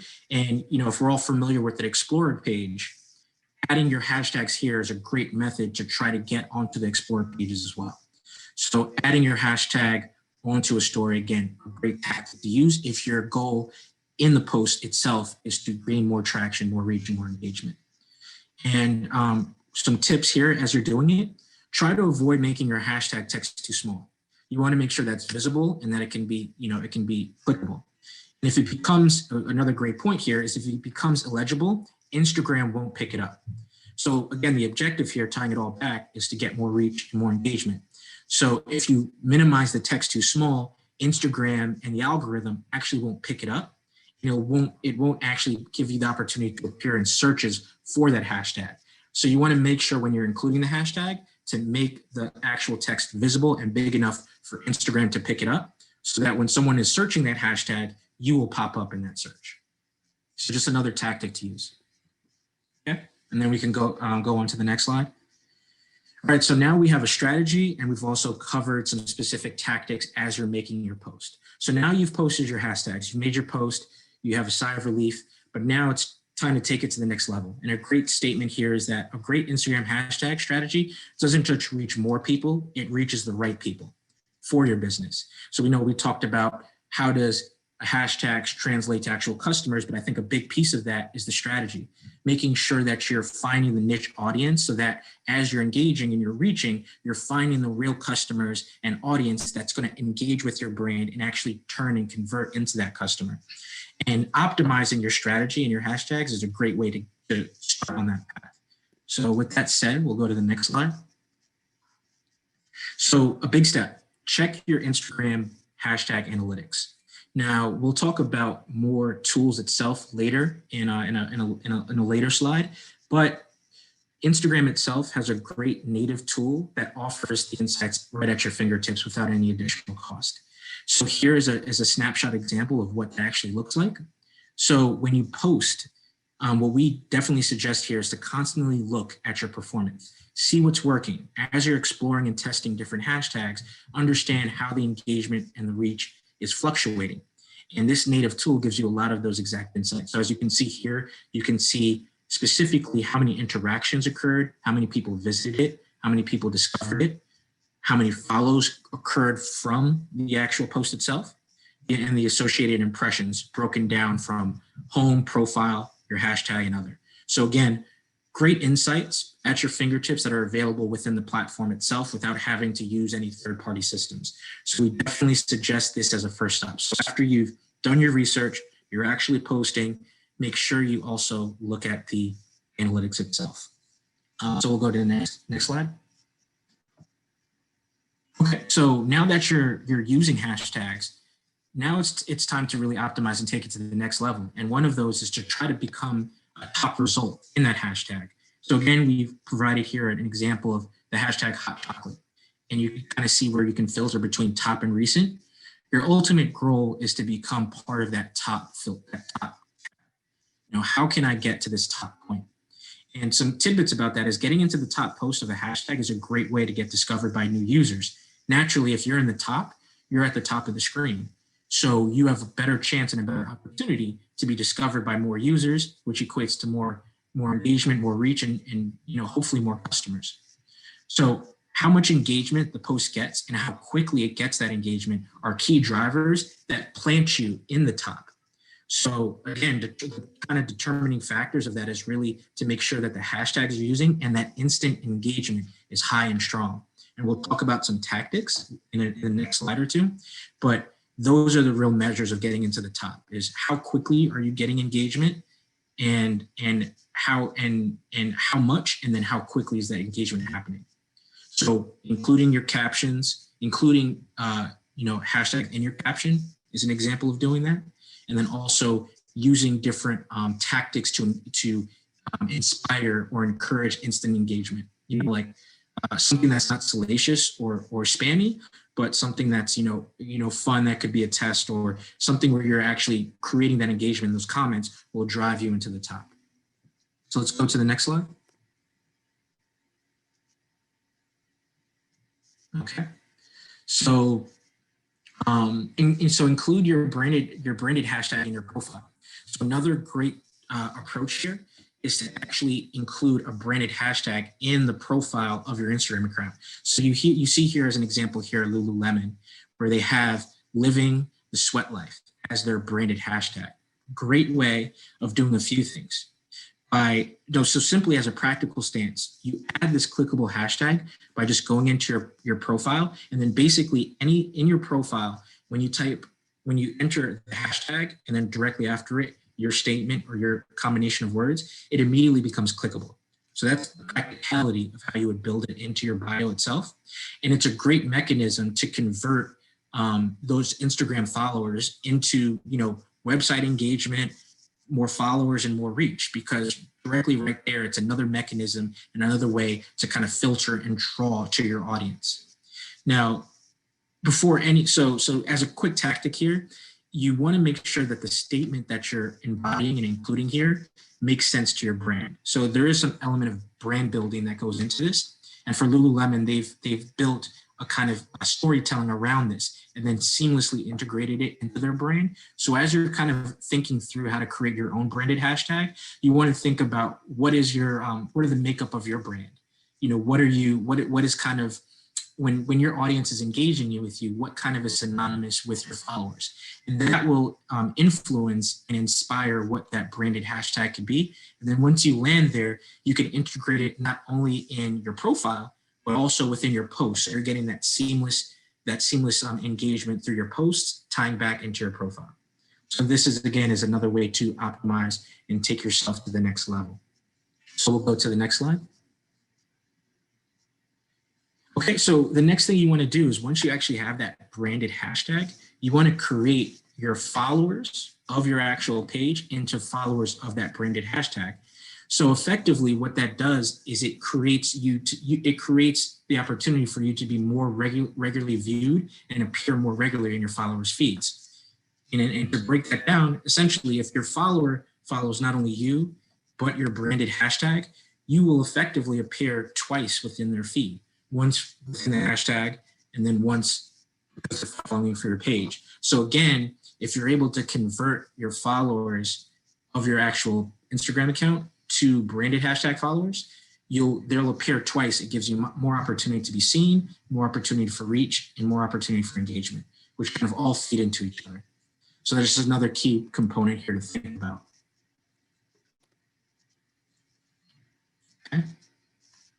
And then, we talked about running hashtags based on campaigns or promotions, finding ways to make that instant engagement. This is a great way to do that. So here's an example of how this brand in particular was able to kind of engage their followers and have some type of campaign or promotion to use the hashtag. So they were getting more instant engagement off of their hashtag, and they were creating somewhat of instant engagement after the post. So, a great tip here is to create a contest where your followers upload photos on Instagram and tag their post with the branded hashtag as a way for it to continuously engage and drive more engagement. That way you kind of can appear in that top portion of the hashtag post, but also have a better opportunity to be more present in the algorithm as well. So using branded hashtags and then driving some kind of campaign or promotion around it to engage and inspire your audience to use it, engage with it, repost it is another great way of driving more engagement and reaching more people. Okay, so we'll go to the next slide. So we talked about platforms, and this is I'm a big proponent on analytics, and I see some comments around that. So we wanted to definitely stop here to speak to a few different platforms that we have experience with, and that we would also recommend for this community to use as they're looking to optimize. So one great tool to kind of start off with is RightTag. It is essentially it's a great way to kind of type in and get instant suggestions on your hashtag. So based on your post, the text, and in real time, you can type in a hashtag and it can give you insight into what the reach is and also suggest other hashtags to use. So again, it's a great way when we talked about building a strategy, testing out hashtags, seeing what they can reach. Using this tool is a great way to do this. So we would definitely suggest to check it out. There's a free trial, I believe, that's offered. So you can kind of test it out, see if it works for you. But again, a great way at testing out hashtags, seeing which ones are most relevant for your brand, and then also seeing which ones give you the best reach and results. Now, another great platform that's more of an overall visual marketing platform is Later. We love this platform because it does a few things. It allows you to schedule your posts, publish it, but also measure your results. So not only can you say, okay, I've determined that I like to post 3 times a week. So I'm going to schedule my post 1 week in advance, and I'll put in the hashtag, see how much reach I'm getting. But not only that, but then as my posts go up, I'm actively seeing results. I'm seeing reach, I'm seeing engagement, I'm seeing impressions. And from those insights, I'm able to determine what's working best, and I can then revamp and refine my strategy moving forward. So another kind of great platform to check out and see if it's something that you think works for you. Another example is Sprout Social, again, another one of these all-in-one social media management platforms that again does the publishing, the engagement, and the analytics. I would say here Sprout Social is a little more of an expert in the analytics piece because they not only can help with your scheduling, but they get really deep and provide a lot of graphics and visuals into how your posts are performing. So another kind of great tool to check out, do a quick Google search and see if it's something that we'd be interested in. And then lastly, another kind of software application that helps with also the design and the management of your account and the posts is Buffer. Another great platform, again, where not only can you test what hashtags to use, but you can schedule them, you can manage them, you can actually figure out how to engage with the community with this tool. So another great tool to check out. And, if you have any questions as you explore these or look into these, we're happy to answer questions. So feel free to reach out to, Matthew and I with any questions. As you're kind of one quick question, Donald. I noticed we use Sprout Social and Morgan will do posts, but the tags don't stick. Like we'll go into the actual post and she will have tagged a business, but then when she creates it, but it doesn't stick when it lands in Facebook or whatever. Is that something we're doing wrong, or is that something with the platform? Like you have to go in and edit a lot. Like we have to go back, add the tags back. Yeah, I'm not too familiar with that one. Can you hear me? Yeah, we can hear you. Okay, so I would say it's not you doing something wrong. I think sometimes it's a matter of either the level of your membership. So sometimes if you have like the super most premium, they make it easy to be able to have that be as seamless as possible. But sometimes if you have like one of their lower tiers, there is a little bit of manual work that you have to do to just make sure that it's perfect. But I will say, as annoying as it can be sometimes, a good best practice is probably to just like plan to go back and just give it a gut check, because what Sprout Social is going to do is make it easy for you to post it, but it's not necessarily keeping in mind all of the different things that are going to make it as effective as possible, whether it's like the actual tag or making sure that the lettering is right. Those are things that you can kind of just use as a spot check for yourself to make sure that it didn't miss anything, even though Sprout Social is going to allow you to pre-plan what that post is going to be. that make sense? Yeah, yeah. I know we just got a few more minutes, so well, I see questions in the chat. We're going to get to them at the end. I just want these guys to get through their slides. So I think this is actually the last slide. Oh, it is. So yeah, so we're right into the Q&A.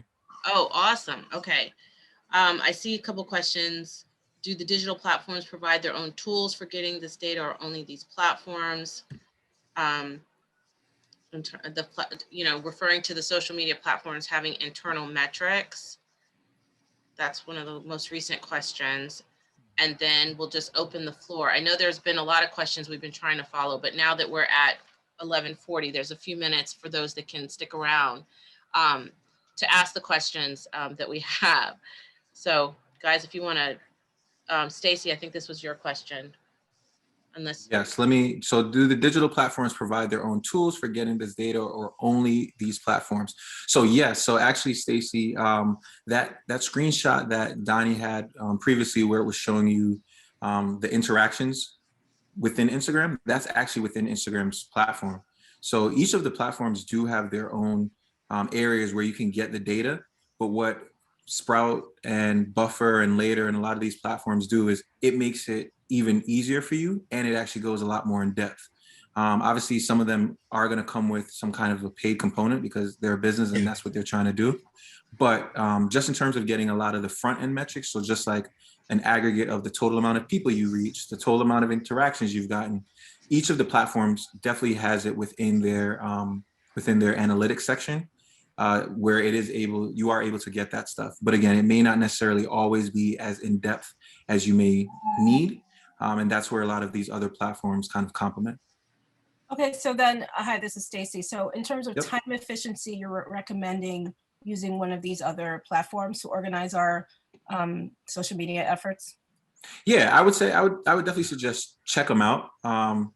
Where there's not necessarily one that I would say is the end all be all. They all kind of do similar things, and based off of how you use your social, how much you post, and what your needs are, they're just a tool that helps make it a little bit easier for you. So, in the case of Harlem Park to Park, it helps them to be able to either plan ahead the post that they want to do.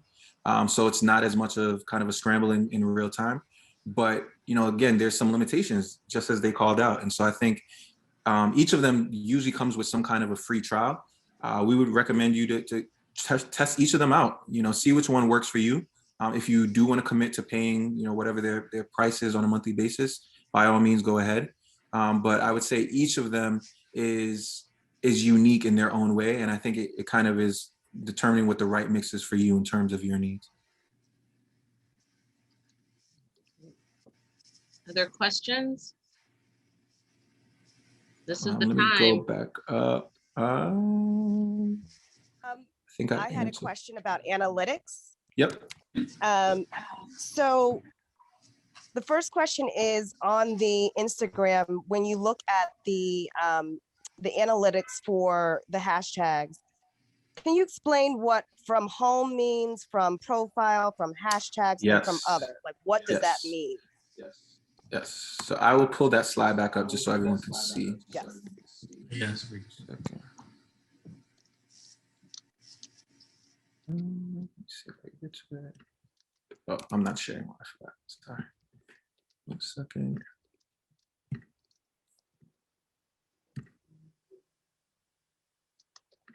Okay. Can everyone see this? Mm-hmm. All right. Let me just hide this real quick. All right. So this is the screen you were talking about, right? All right. So yes. From the top. So interactions is the total amount of actions taken on your post. So think about that as a comment, a like, a share. That's like that broad engagement number. They're not calling engagements here, but think of interactions as exactly that, the engagements, which again, this is the sweet spot of what we're looking for. So profile visits are basically saying from that post and that hashtag that was used, this is how many people then went to your profile page. So literally going from that hashtag, how many people then ended up on kind of like your home page of your account. So that's 37. Discovery is basically saying how many people you reached. So as you can see, that discovery that reach number is that 967. So that's how many people your post was actually just viewed by. So if it was on that page where it has kind of the aggregate posts, it's not necessarily the strongest metric because again, someone can see something but not necessarily engage with it and not even click into it because there's so many other things going on. But that number shows you the total amount of people individually that you reached. Now that's different though from your impressions. So you'll notice that reach and impressions, the impressions number is a lot higher, right? Impressions are the actual amount of eyeballs. So for example, that reach number speaks to individual profiles. So I, Matthew, have one profile, but I could look at that post more than one time. So that impression number is actually aggregating the amount of times that your post was actually seen by 967 people. And then that breakdown that you see under impressions is showing you actually where those people came from. And so this is arguably where the most value is because from the homepage is 829. So that's the homepage of that hashtag. So that's that grid where it just had all of them. So the majority of people came from that page, but 279 people came from your profile. So a lot of those people likely could have been your followers or people who got to your profile page and then saw that content and then went to that post, if that makes sense. But then from the actual hashtag, that 3 number is where that person actually directly clicked on that hashtag and got to your post. And then from other, obviously it's a little harder to figure that one out. But I would say those from home, from profile and hashtags, those are very important because it's showing you where a lot of your viewership is coming from. And so you want to be able to make sure that you can tweak your approach to have it be as strong as possible so that you get as many people to be able to see your posts. So using the right amount of hashtags and the right scalability. But then also, that from hashtags one is also a very interesting indicator because it shows how many people actually directly clicked from that hashtag. Does that all make sense? How did you get to So, post insights? I'm sorry. Oh, I didn't hear a question. I'm sorry. I wanted to know, how did you get to the page that you're on right now? I'm on my Instagram and I'm not seeing it exactly the same way. Yep. So let me pull up my Instagram as well so I can explain to you. So when you go to, you know how it has that little 3 drop down? That little, so if you're on your main Yeah. page, it has the plus and then it has like the little 3 lines. The 3 lines, yeah. Yep. So if you go to Oh, okay. Insights, it's going to give you all of that information. So when that main page is going to be just your account in general. And then if you actually go to the post, it's actually going to give you more information. It should at least tell you more about what that post is. Okay, I found it. Yep. So within there, but actually, okay. I just realized So- there's actually an Insights button. Actually, it takes you to the exact same place. It takes you on to your the main post page. and then it says view insights. And then it says view insights where promote is. Yep. And then I had to slide up. Like slide the page up. Oh, okay. Mhm. I didn't know that. That's something I just realized just now. Because there's another page that has insights, but it's like a general. Yeah. It's not specific to the post. So Yep. that's what I was looking for. Okay, thank you. I'm so sorry. No. These are all good questions. These are great questions. And I saw that's there was great. another question that was asked. So I thank you for sharing that about the analytics. So how do you know that you're doing a good job? Do you want more impressions from home, from profile, from hashtags, from other, like, how do you like measure your success in this? So I would say, look at it post over post. So every time you post, obviously you want to increase each time. But I would say pay close attention to where you're seeing any increases or decreases each time you post. Because obviously you want to increase each time, but there's going to be something that changed. Obviously every day is very different. And so if you notice that a lot of your posts, a lot of your impressions are coming from, say, a hashtag, or a lot of them are coming from your profile, then it shows that there's a lot of people that are getting to your page and are interested in your content. And so you want to be able to make sure that you can get more people into the fold to be able to get them to come from those different places, if that makes sense. Yes, no, did it I make sense? guess it makes sense, but I guess I don't understand. So from home means that's from the actual hashtag, like hashtag Harlem ice cream. Yes. So people found me from Harlem ice cream. They found that Yes. post from Harlem ice cream. Mhm. From profile means they followed me probably, and they just like me, you know. Exactly. From hashtag means they followed the actual hashtag, or Yep, that's exactly right. okay. And from other, we just don't know what that is. Yeah, we just don't know what that is. And so that, to be honest, that from other is actually where those other platforms come in. So they usually try to fill out that like black box that Facebook and Instagram and Twitter don't necessarily give you that information on. They'll be able to tell you where that other comes from depending on the platform you use.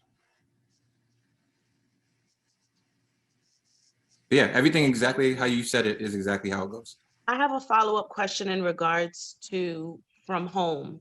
Habiba Yep. said something and I didn't understand it. From home means what? So remember that, let me see if I can find it. It was, so like this page. So see this page? Mhm. This is the homepage of that hashtag. So that means that someone came from okay, this okay. page. So Remember, someone this went is for to the specific hashtag post. page. Exactly. Okay, got it. Yeah, and again, remember that analytics that you saw on that screen is specific to that post and that hashtag. But your analytics is also going to look very different as it relates to your overall profile. I see To Crystal's hand up. follow up on that, Mhm. to follow up on that, how do you know which hashtag you use brought you that impression? Because if you're using like 30 hashtags in a post, Mhm. how do you know which one is a good post and which one doesn't give you any followers or doesn't Yeah. give you any impression? To be honest, I was and gonna that's where ask those that too. that's where those platforms come in. That's That's how they what- make their money. Yeah. That's how they make their money. Because what Instagram and all these other platforms are going to do is they're going to just give you this front end stuff that's going to give you the big shiny number.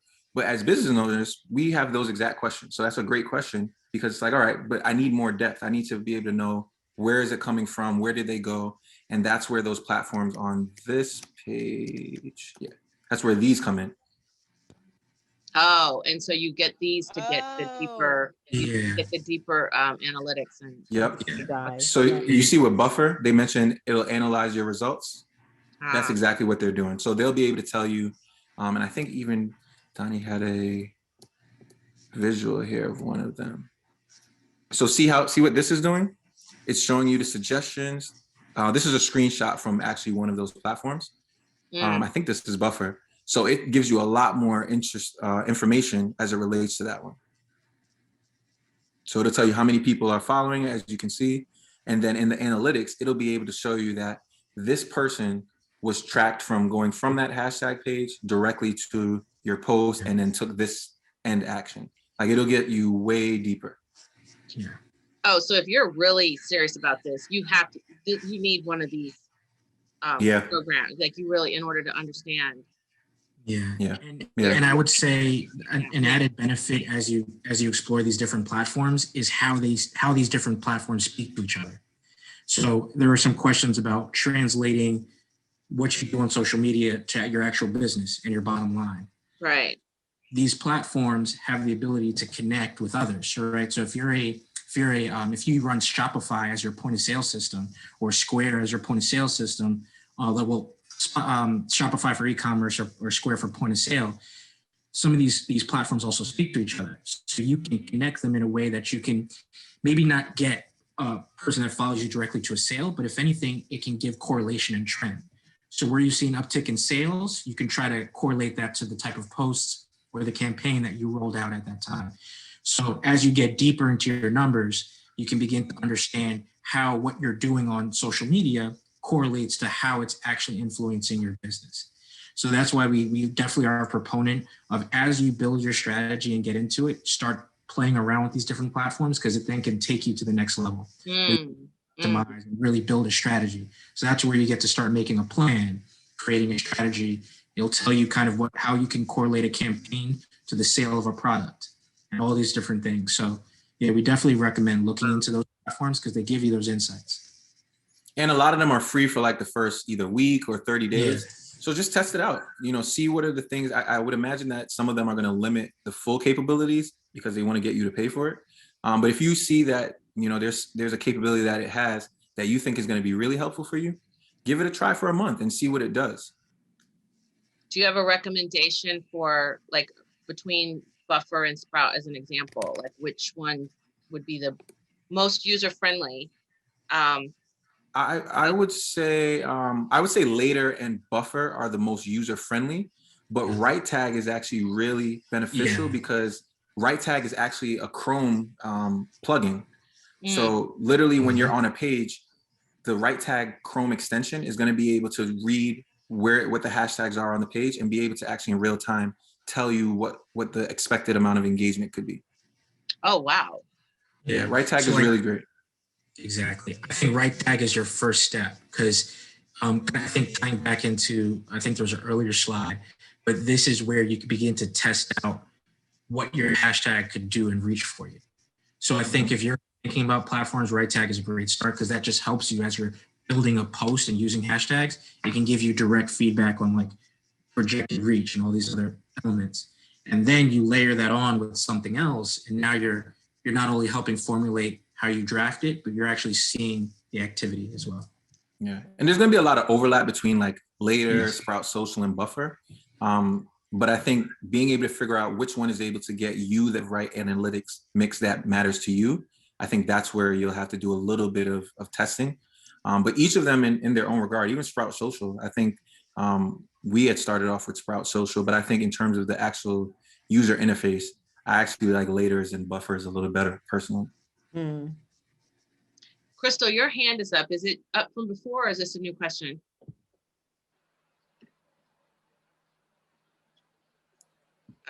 Crystal? Okay, maybe it was up from before. It's about 5 minutes to 12, so it's great that so many people have stuck with us. I know this is such good information. We have maybe one more question before we wrap up. Anyone? Okay, I have a quick question. This is Terry from Harlem Network News. I went to the 3 lines on my Instagram and it brings me to insights, but on my insights, it just says recent insights, overview, content interactions, and your audience and content shared. I didn't see the same thing that you were talking about. And say that one more time. You're on which page? I see recent insights. It says the last 7 days. Yep. I see overview. I see, in the overview, it says accounts reached, content interaction. Oh, that's because it's giving it to you for your actual page yourself. So it's not for a specific post, which is what that visual that we're showing was of. Okay, so if I go to a specific post and I press view insights. Yep, that's where you'll be able to get that information.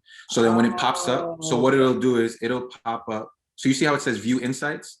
Yeah, like that little blue line. View insights and then you scroll it up, scroll that line up, and it'll go in detail. Okay, because I see profile visits. I don't know if you can see mine. It pulled up like this. Yeah. Okay. Yes. Yeah. Yes. So you just slide it up. Okay. Okay. So it has all the things: follows, reach, impressions. Okay. Yeah, and if you actually click on the little information circle next to them, I know we gave like a quick summary of what each of them are, but just in real time as you're looking through it, if you want to just click on them, they'll give you a little bit of more of a definition as well. Okay, thank you. No problem. Yep, this research is important. More important than the posting. Thank you. No problem. Good question from Ramona. If you boost an IG post, do you get more analytics?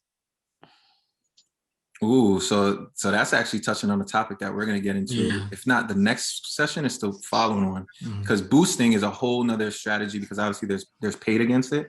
And you would assume that because you're putting money against it, they'll give you a little more, which is true. But the reality is that it's still going to be capped. There's still going to be only so much information that the platforms themselves are going to give you. And that's where you can complement it with any of those other platforms. Yeah. But yes, we're definitely going to get into boosting posts because there's a lot of nuances of just hitting the boost button versus actually doing an actual ad. Because believe it or not, you're going to get completely different performance by hitting boost versus the actual ad. Well, I have to say this was amazing. Again, you guys are doing a fantastic job. I feel, I don't know about everybody else, but I still have a lot to learn, but I feel wiser than I did 2 hours ago, which is progress. It was great. So again, what's the next session? I don't have the schedule in front of me, guys. What's session 3? We have another session that will be on March 23rd. So these are every other Tuesday. I can't remember what the topic is. Yeah, I can't remember. It might actually be paid social. Yeah, so they're building layer on layer on layer so that we're learning through these 8 courses. So I will, the guys are I'm gonna send them the recording link. They will clean it up. And then I will send the link to this recording, the presentation, the survey link, because they want feedback. And then the registration link for the next session will all be in the email. So the next session is actually organic your social versus, it's organic versus micro influencers. Oh, so I know there was a great. question about influencers. We'll talk about that. Yes. Okay. So yes, so you will get the actual presentation because I know it's helpful to have the deck in front of you while you're listening to them talk. So you'll get the link to this recording, the presentation itself, a feedback survey link, and then the link to register for the next session. Since we are having more and more people register, word is getting out about how great these sessions are. My goal is to give first dibs to the registered attendees so that you guys get the link first, as well as Harlem Park to Park membership and vendor program, all of our core network, before I will post it on Facebook and social so that the larger community. But we like the fact that this size group has been allowing you guys to ask questions, et cetera, but my feeling is it's going to keep growing each week. So I want to make sure that you guys don't get locked out of registering since you've been now with us for 2 sessions. So I will send that out. It takes us a couple days to get the video edited and everything, but so look out for that email. And like I said, I would just, I'll be sharing it with you first so that you can register before we, I'll give it about a day or 2 before we post it to the larger community. And please fill out the survey if you can. Yeah, they want your feedback. You know, they are incorporating it real time. So, but again, these guys are amazing. Yes, right. Thank you so much. The class was fabulous. There's a lot of great comments. I've been getting text messages and emails from people. For anyone else, you know what I'll also do? For anyone who did not get the link to the first session, because I've been getting a lot of emails from people asking for the first session, right? So it's going to be a pretty packed email that I send you. So it'll have the link to the first session, the link to this session, both presentations, and the survey link and the registration for the next. So there's going to be a lot in there, but it's important. And the goal was for you guys to have a playbook, a toolkit. So these decks are fantastic. So anyway, you guys, thank you again for an amazing workshop. I couldn't be happier. Nicola, can you put Donald and Matthew's information in the chat again, the direct information? I'm sorry to interrupt you. I can, but I'll also include it in the email because I've gotten a few requests. Okay, thanks everybody. Incredible. You're welcome. Thank you for joining. Thank you for staying on. Yeah, a lot of